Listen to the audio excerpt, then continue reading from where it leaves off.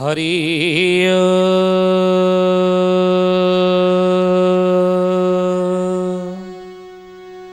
ओम भूर्भुवः स्वः तत्सवितुर्वरेण्यं भर्गो देवस्य धीमहि धियो यो नः प्रचोदयात्। कृष्ण कृष्ण गोपीनाथ गोकुलानंदन कृष्ण कृष्ण गोपीनाथ गोकुलानंदन वृंदावन चंद्र ब्रज रमणी जीवन वृंदावन चंद्र ब्रज रमणी जीवन मधुर ठारु मधुर मंगलु मंगल मधुर ठारु मधुर मंगलु मंगल मधुर ठारु मधुर मंगलु मंगल मधुर ठारु मधुर मंगलु मंगल राधा कृष्ण सार नामो सार संसार कृष्ण कृष्ण गोपीनाथ गोकुलानंदन वृंदावन चंद्र ब्रज रमणी जीवन कृष्ण कृष्ण गोपीनाथ गोकुलानंदन वृंदावन चंद्र ब्रज रमणी जीवन। जय श्री वृंदावन बिहारी लाल की जय। शुद्धि जानी ज्ञानी गुणी मंडली आजिर अध्यायर आलोचना को आपण मानक स्वागत जनाऊँ। आजिर मालिका वचन आलोचन आम आलोचना करिया जाऊँचे जे एक राशि रे 5टी ग्रह रहिले संसार कौन कौन देखा दिए घटना की विघटन मान की असुविधा सब हुई एवं सिंहरे सिंहिका सुत कहले राहु रहिले सिंह राशि रे कौन संसार घटना घटी से विषय आज आम आलोचना करिया जाऊँचे। 64 पटल रे अच्युतानंद महापुरुष लिखिछन ये कथा सिंहरे सिंहिका सुत रहिथिबो सेतिकी बेलरे जान कौन से तबले हेबो रहिले गत अध्याय में आलोचना कर नथरे कौन हबो ना महादुर्भिक्ष महादुर्भिक्ष घटिब आउ दुर्भिक्ष मड़क घटिब अनेक कहिली तार प्रमाण दुर्भिक्ष आ मड़क ये दीटा हबो सिंहरे सिंहिका सुत राहु रही मड़क पड़ब अर्थात अकाल मृत्यु हम होनी कि बर्तमान हो जोरे आगु को हम आउरी आओ स्थाने स्थाने भूमि कंपा होइबारो कंपी जीव हिमगिरी गृह वृक्ष केते स्थानु भांगी गले होई जीवा हाथ सिरी होई जीवा हाथ सिरी है सुजाने होई जीवा हाथ सिरी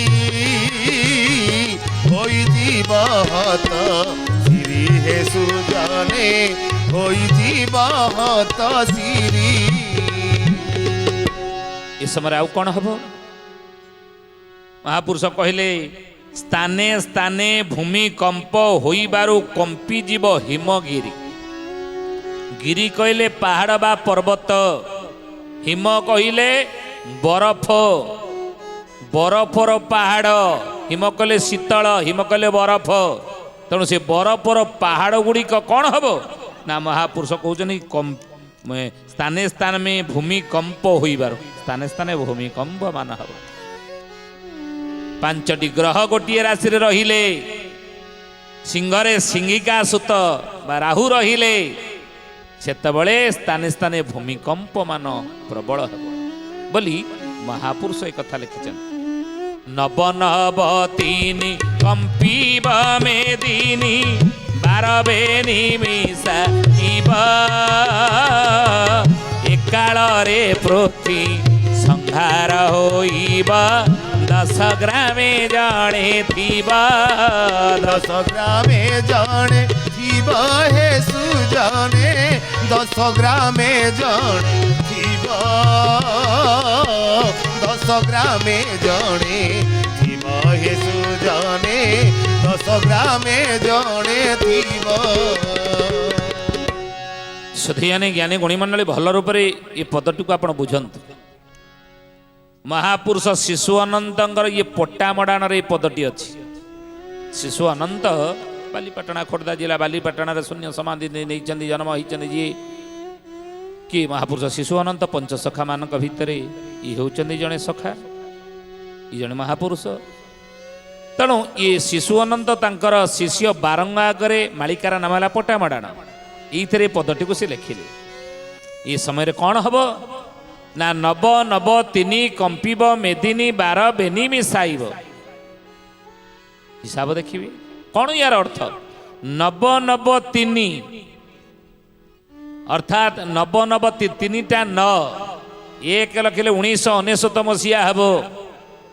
1999 ମସିହା ଅକ୍ଟୋବର 29 ତାରିଖରେ ଆପଣ ଜାଣିଥିବେ ମେଦିନୀ କମ୍ପିଥିଲା ଓଡ଼ିଶାର ଜଗତସିଂହପୁର ଜିଲ୍ଲା ଏରସମା ଅଞ୍ଚଳର ମହାବାତ୍ୟା ଯେଉଁ ପ୍ରଳୟ ସୃଷ୍ଟି କରିଦେଲା। ଏରସମା ଅଞ୍ଚଳରେ ଓଡ଼ିଶାର ମହାବାତ୍ୟା ଓଡ଼ିଶାର ଯେଉଁଭଳି ପ୍ରଳୟ ସୃଷ୍ଟି କରିଦେଲା ଏରସମାରେ, ସେତେବେଳେ ମେଦିନୀ କମ୍ପିଥିଲା, ସାରା ବିଶ୍ୱ ଜାଣିଲା। ଏଭଳି ଲୋକମାନେ ବି ନା ଆସିଲେ ସରକାରୀ ହିସାବରେ ଯେତିକି ହେଇଥାନ୍ତା ନା କାହିଁକି ବେସରକାରୀ ହିସାବରେ ବହୁତ ଲୋକ ମରିଛନ୍ତି, ସମୁଦ୍ରରେ ପକେଇଦେଲେ। ମେଦିନୀ କମ୍ପିଥିଲା। ତେଣୁ ନବ ନବ ତିନି କମ୍ପିବ ମେଦିନୀ, ପୁଣି ସେଇଭଳି ମେଦିନୀ କମ୍ପିବ କେତେବେଳେ ନା ତା ଦେହରେ 12 ବେନି ମିଶାଇବ। ଏ ଜ୍ଞାନୀ ଗୁଣୀ ମଣ୍ଡଳୀ ମହାପୁରୁଷ ଶିଶୁ ଅନନ୍ତ କହୁଛନ୍ତି, ହେ ବାରଙ୍ଗ 1999 ମସିହାରେ ମେଦିନୀ କମ୍ପିଥିଲା, ପୃଥିବୀ ପ୍ରକମ୍ପିତ ହେଇଥିଲା, କିନ୍ତୁ ତା ଦେହରେ 12 ବେନି ମିଶାଇବ, ପୁଣି ଆଉ ସେଇଭଳି ମେଦିନୀ ଆଗକୁ କମ୍ପିବ। ସେତେବେଳେ 12 ବେନି ମିଶିଲେ କେତେ ହେବ? 1999ରେ 12 ବେନି ମିଶିଲେ ସେ କେତେ ହେବ? ବୋଲି ମହାପୁରୁଷ ଅଚ୍ୟୁତାନନ୍ଦ ଜି କି 12 ବେନି। କ'ଣ ୟାର ଅର୍ଥ? ବେନି 12, ବେନି କହିଲେ କ'ଣ? 2, ବେନି କହିଲେ 2, ଦିଟା 12 ମିଶିଗଲା କେତେ? ବେନି 12 ବେନି ମିଶାଇବ, ଅର୍ଥାତ୍ 12 କୁ ବେନି କହିଲେ 2 ଥର ମିଶାଇବି। 12 କୁ 2 ଥର ମିଶାଇଲେ କେତେ ହେବ? 24। ତେଣୁ 1999 ମିଶାଣ 24 କେତେ ହେବ? 2023 ମସିହା ନାହିଁ, 2023 ମସିହା। ମହାପୁରୁଷ କହୁଛନ୍ତି ଏ ସମୟରେ ନା ଏକାଳରେ ପୃଥ୍ୱୀ ସଂହାର ହୋଇବ, 10 ଗ୍ରାମେ ଜଣେ ଥିବ, 10 ଗ୍ରାମେ ଜଣେ ଥିବ ହେ ସୁଜନେ 10 ଗ୍ରାମେ ଜଣେ ଥିବ, 10 ଗ୍ରାମେ ଜଣେ ଥିବ ହେ ସୁଜନେ 10 ଗ୍ରାମେ ଜଣେ ଥିବ। ଜ୍ଞାନୀ ଗୁଣୀ ମଣ୍ଡଳୀ ସୁଧେୟାନୀ ଆଉ ଗୋଟିଏ କଥା ମହାପୁରୁଷ ବୀର ବ୍ରହ୍ମେନ୍ଦ୍ର ସ୍ୱାମୀ ତାଙ୍କର ଭବିଷ୍ୟତ କାଳଜ୍ଞାନ ମାଳିକାରେ ଲେଖିଛନ୍ତି। କ'ଣ ମାଳିକାରେ ଲେଖିଲେ ନା ବହୁ ଧାନ୍ୟ ଦୃଷ୍ଟ ପର୍ବାଣୀ ଶିଳ୍ପାନି ବିବିଧାନି ଚ ଚତୁର୍ଦଶାବ୍ଦ ଦୁର୍ଭିକ୍ଷମ ମହାମାରୀ ସମୋଦ୍ଭବ। କ'ଣ ୟାର ଅର୍ଥ? କହିଲେ ୟାର ଅର୍ଥ ବହୁ ଧାନ୍ୟ ନାମ ସମ୍ବତ୍ସର 1998 ମସିହା 99 ମସିହା କହୁଛନ୍ତି। ଏ 99 ମସିହାରେ ଚତୁର୍ଦଶାର୍ଦ୍ଧ ଦୁର୍ଭିକ୍ଷମ, ଚତୁର୍ଦଶ କହିଲେ 14 ବ୍ରହ୍ମାଣ୍ଡ ଅଙ୍କରେ ଲୋକେ ଲେଖ ଖଡ଼ି ଧରି। ତେଣୁ ବ୍ରହ୍ମାଣ୍ଡ କହିଲେ 14 ବ୍ରହ୍ମାଣ୍ଡ, ଯେ 14 ଅର୍ଥାତ୍ 1999 14 ଏ ସମୟ ଠାରୁ କଳି ଶେଷ ହୋଇ ସତ୍ୟର ଆଗମନ ହେବ ଏବଂ ତାପରେ ତାର ପରବର୍ତ୍ତୀ ସମୟରେ ମହାପୁରୁଷ କ'ଣ କହୁଛନ୍ତି ନା ଏ ସମୟରେ ଯେ ଦୁର୍ଭିକ୍ଷ ମହାମାରୀ ସମୁଦ୍ଭବ, ଦୁର୍ଭିକ୍ଷ ଏବଂ ମହାମାରୀ ଦେଇ କଳିଯୁଗର ଲୋକମାନେ ଗତି କରିବେ। ଏ କଥା ମହାପୁରୁଷ ଲେଖିଛନ୍ତି। 7 ଗ୍ରାମ 1 ଗ୍ରାମ ଯେ ହୋଇବ, ଶୁଣ ବୀରତା ନନ୍ଦନ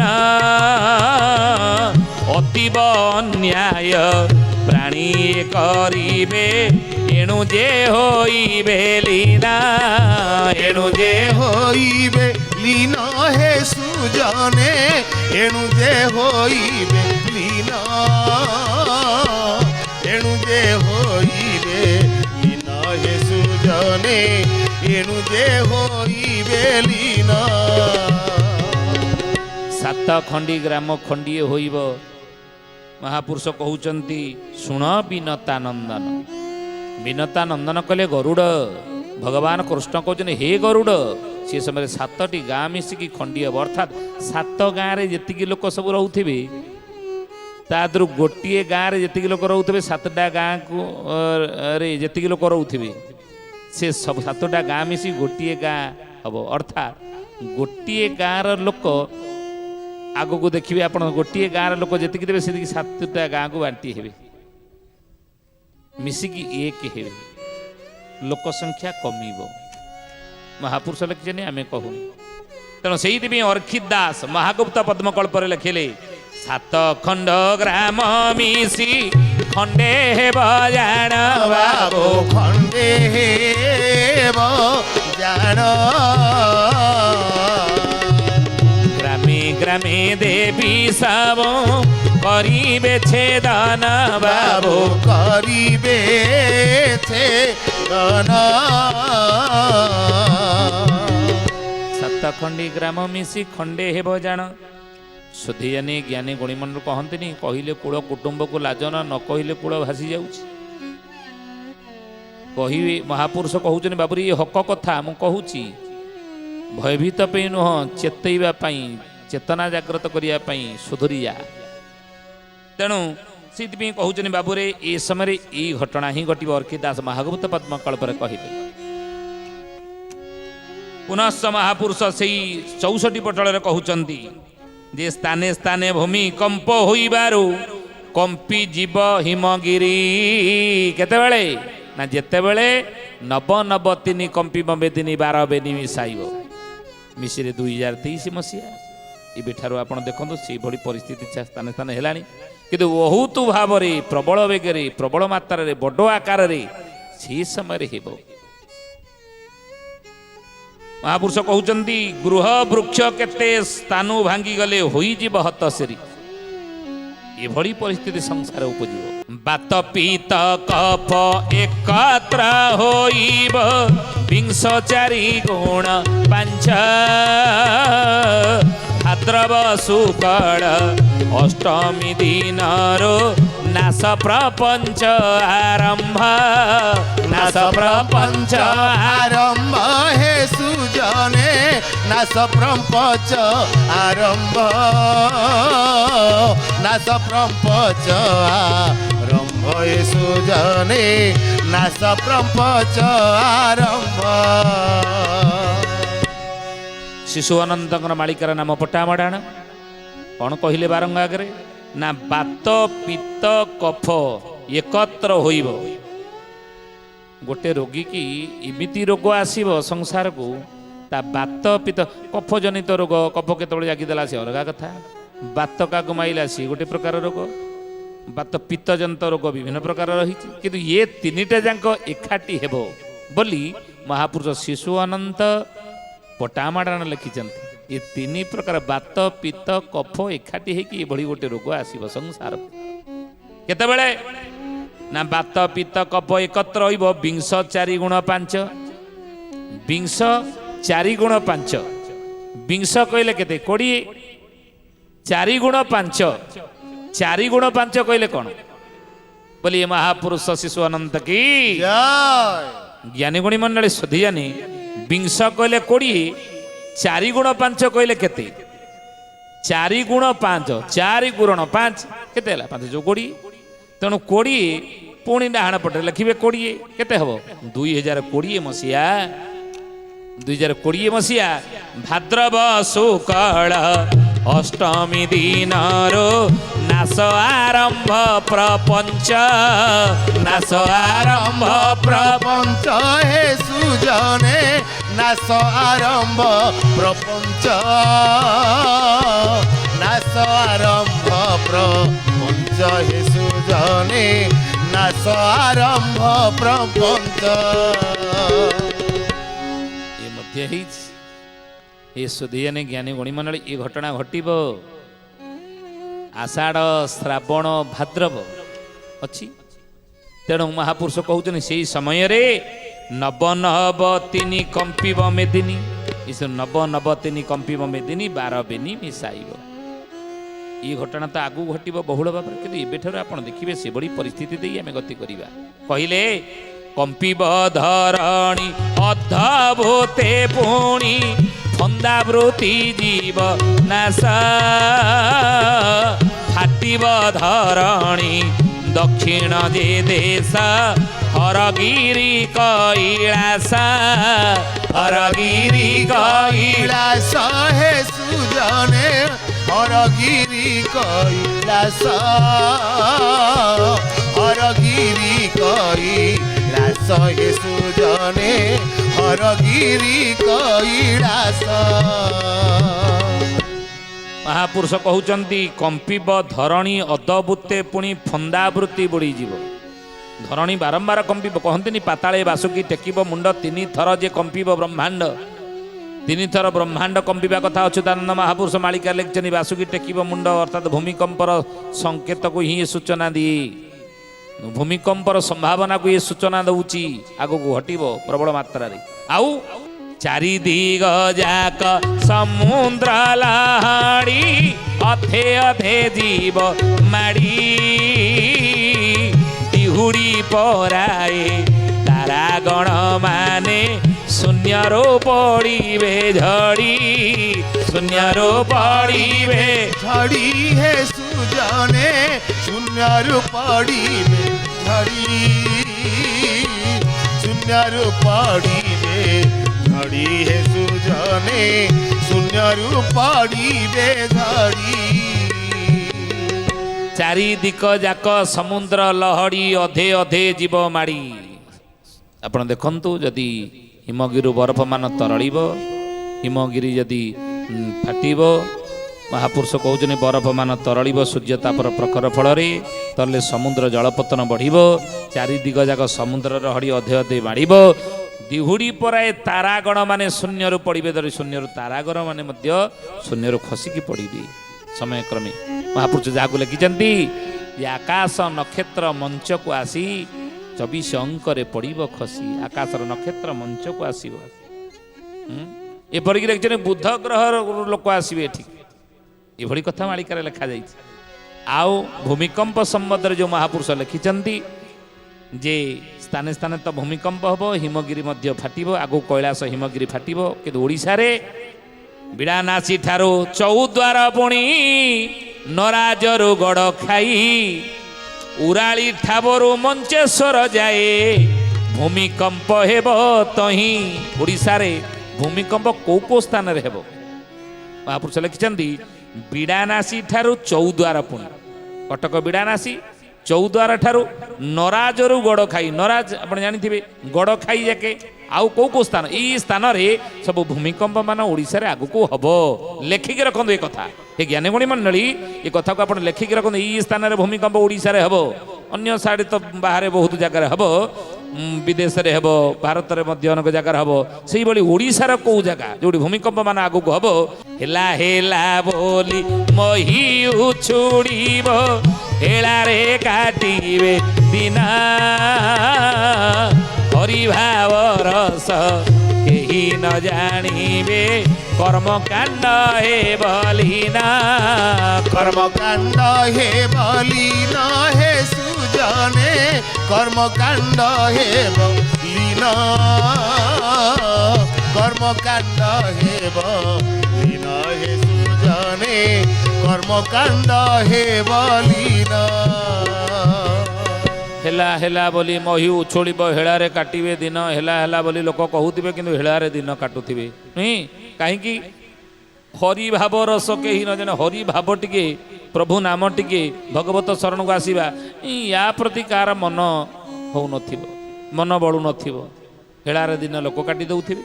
ପୁନଶ୍ଚ କହିଲେ ଦୁଇ ବିନ୍ଦୁରୁ ତୁ କାହାଳି ଗୋଟିଏ ପ୍ରଥମରେ ରହିଥିବା ଏହି ବରଷରେ ଉଲଟ ପାଲଟ ଭାବେ ସନ ବଦଳିବ ଭାବେ ସନ ବଦଳିବ হে সুজনে ভাবে সরব দলিব ভাবে সন বদলিব হে সুজনে ভাবে সନ ବଦଳିବ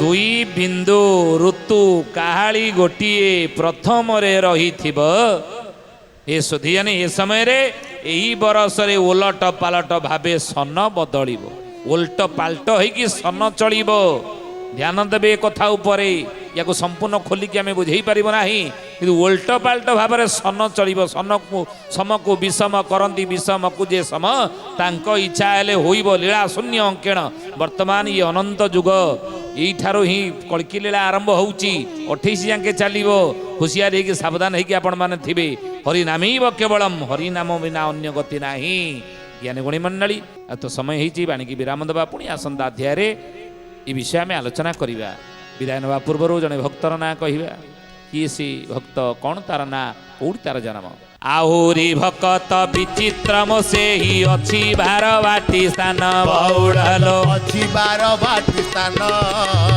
ନାମ ଗଙ୍ଗାଧର ଜାତିରେ ସହର ଭଜେ ନାମ ସୁଦର୍ଶନ ଜୟ জগন্নাথ জয় জগন্নাথ জয় জগন্নাଥ জয় জগন্নাଥ କଟକ ବାରବାଟୀରେ ବିଚିତ୍ର ଗୋଟେ ବିଚିତ୍ର ଗୁଣର ଅଧିକାରୀ ନେଇ ଗଙ୍ଗାଧର ନାମରେ ସଅଁର କୂଳରେ ଜଣେ ଭକ୍ତ ଜନ୍ମ ହୋଇଥିବ ସବୁବେଳେ ସୁଦର୍ଶନ ନାମକୁ ଭଜନ କରୁଥିବ ପ୍ରଭୁଙ୍କର ଲେଖି ରଖନ୍ତୁ ପରେ ଠାବ କରିବେ ଭକ୍ତକୁ ହେ ଜ୍ଞାନୀ ଗୁଣୀ ମଣ୍ଡଳୀ ଆଜି ତ ସମୟ ହେଇଛି ବାଣିକି ବିରାମ ଦେବା ପ୍ରଭୁଙ୍କର ନାମ ନେଇ ହରି ହରି ଘୋଷା ପାପ ତାପ ନାଶ ଶରଣ ସରୋଜ ପାଦେ ଶରଣ ସରୋଜ ପାଦେ ଏଥୁ ବଳି ଭାବ ଆଉ ନ ମିଳିବ ନ ମିଳନ୍ତି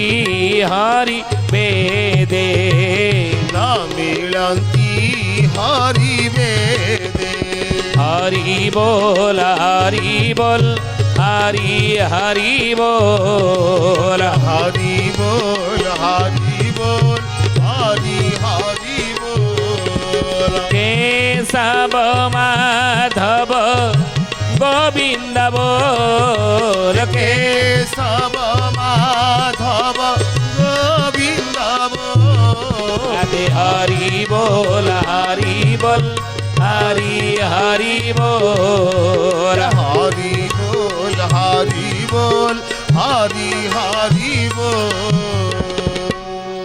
ସୁଧେୟାନୀ ଆଜି ପାଇଁ ବିଦାୟ ଦିଅନ୍ତୁ ପୁଣି ଆସନ୍ତା ଅଧ୍ୟାୟରେ ଭେଟ ହେବା ରହୁଛୁ ହରି ଓମ୍ ଶାନ୍ତି ହି ଶାନ୍ତି ହି ଶାନ୍ତି ହି ସର୍ବାରିଷ୍ଟ ସୁଶାନ୍ତିରେ ଭବତୁ ପ୍ରାର୍ଥନା ଆମ ଆନନ୍ଦର ଉତ୍ସ।